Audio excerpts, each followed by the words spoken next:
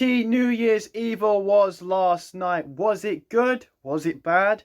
Well, I have to say, I really enjoyed the show. Starting off with a new announced team. Well, one new person. Corey Graves has been added to NXT's commentary team, which means the lead commentators on SmackDown will be Wade Barrett and Joe Tessitore. I wouldn't say this is a downgrade for Corey Graves. I think he did really well in commentary last night. It might take a bit of time for him to get used to all the new talent on there, but I don't mind it. I also kind of prefer him to Booker T because Booker gets wildy with some of the females a lot,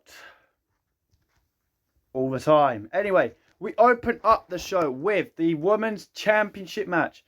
Roxanne Perez, the Women's NXT Champion, versus the Iron Survivor, Julia. This was a rematch. These two faced each other in Chicago on the NXT CW debut, where, of course, Cora Jade screwed over Julia, hitting the DDT on the outside. Roxanne hit the pop rocks. 1, 2, 3. Roxanne retained. But would it be the same this time? It would not. Julia would dethrone Roxanne Perez and new NXT Women's Champion. The madness of this match was pretty good. I really enjoyed it. I think it got enough time. Cora Jade did try and get involved. She threw Roxanne into the ring, but Julia got in just on the count of 9. Roxanne's pop rocks was reversed. Julia hit the knee. Then she hit the Northern Light bomb. 1, 2, 3. New NXT Women's Champion. Hats off to the beautiful madness, Julia. But I've also got to say, hats off to Roxanne Perez. What an incredible title reign. She's held the title 2 times. Obviously, she won it her first time round. She won it against Mandy Rose 2 years ago, maybe now? Or what? Yeah, about 2 years ago now. Obviously, that was when Cora was like a heel and Roxanne was a babyface. Roxanne then dropped it in a ladder match. I think she passed out, I think, against Meiko Satomura.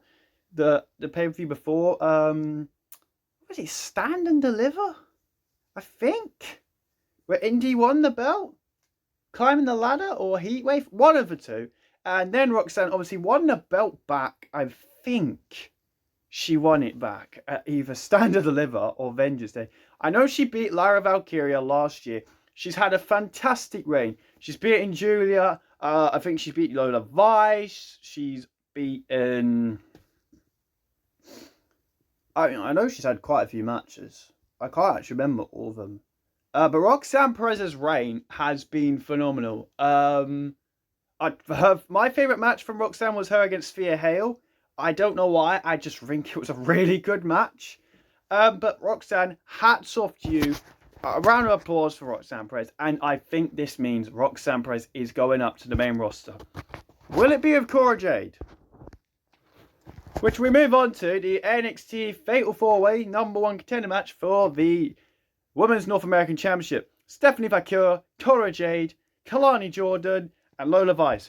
Very good match. Booker T was getting a bit crazy on the commentary again, but that is Booker T these days. I loved the match. I think it was a phenomenal 10 minutes. I love a Fatal 4-Way match. Cora is getting better in the ring. I'm glad she lost.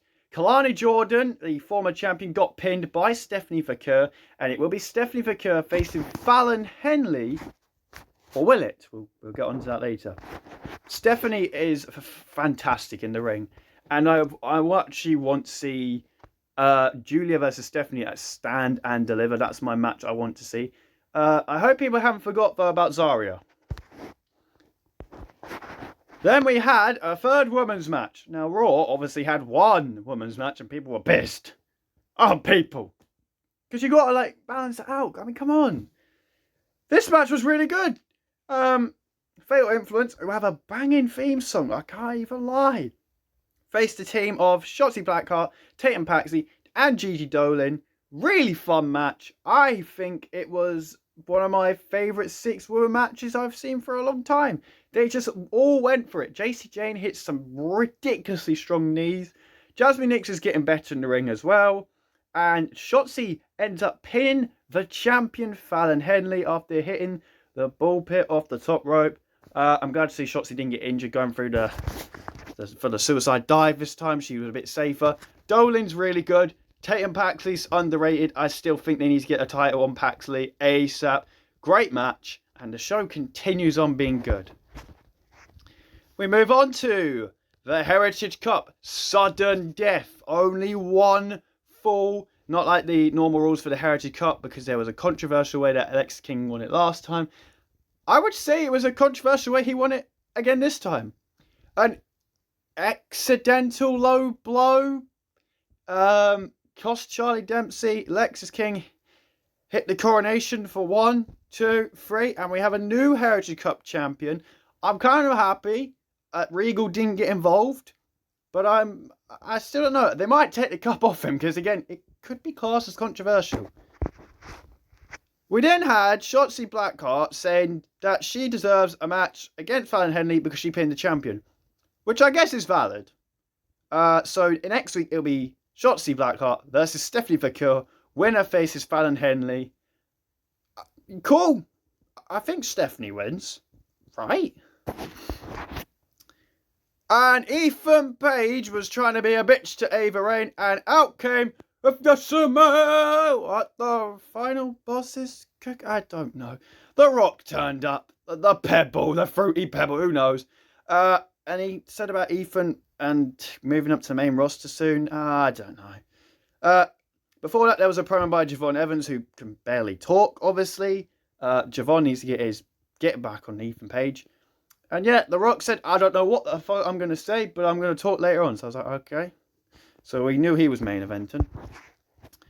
Next up, though, it was Trick Williams, the NXT champion, versus Obafemi versus Invisible Eddie Thorpe, because Obafemi attacked him in the start of the show, and Eddie didn't turn up for a really long time until conveniently the finish. Trick hit a really cool rock bottom off the top rope for a close count. Then Trick hit that spinning boot. I was in clean. Trick and Oba were going crazy. That them back in the ring by themselves, one-on-one, was fantastic. Give me that match one-on-one stand and deliver. Because I think Trick is still going to be in NXT. Although, if he gets called up and he gets put in the Rumble, whoop that Trick at the Rumble. Oh, yes, please. Obafemi then hit the... Oh, I don't even know what his finish is called. The big old power bomb for a close count, but it was because the referee got pulled out by Eddie Thorpe, and that's when Eddie turned up. And then Trick shot 1, 2, Oba kicked out. I don't think I've ever seen someone kick out the Trick shot before. And then he went for the Trick shot again. Oba moves out of the way. Trick gets smashed with the chair. Obafemi, big old power bomb. 1, 2, 3, he pinned Trick. I know a lot of people thought, oh, Eddie Thorpe's only in this match to get pinned. No, Eddie wasn't even pinned. Trick Williams got pinned. Great match. We got 2 new champions. Well, 3 if you count Lexis King. But the Iron Survivors actually won the titles. I can't believe it. Because obviously last year, Blair Davenport was the Iron Survivor for the woman. She didn't win. Trick didn't win either. The Trick didn't win, yes. So both Iron Survivors last year didn't win. But this year, they have won. And it was a great match. So afterwards then, Julia and Obafemi would stand on the podium. Confetti would fly down. And you think, all right, that's the end of the show. Cracking show. No. If the summer, what the final boss is supposedly cooking. He talked about how people were criticising it. Oh, yeah, I'm going to be mean to Cody. Cody can't be is this. I can't do a Rock impression. Anyways, I don't really understand what his promo was, but it was alright. The crowd was crazy for The Rock. It was a crazy moment, to be fair. The Rock on NXT is not on anyone's bingo card for 2025. And it's already happened in the first week of 2025. A solid show. I preferred it. Match-wise, I preferred it to the Raw on Netflix. Obviously, this was a lot shorter. It was 2 hours. Yet they got 3 women's matches in. Yet Raw could only get 1 in. 1?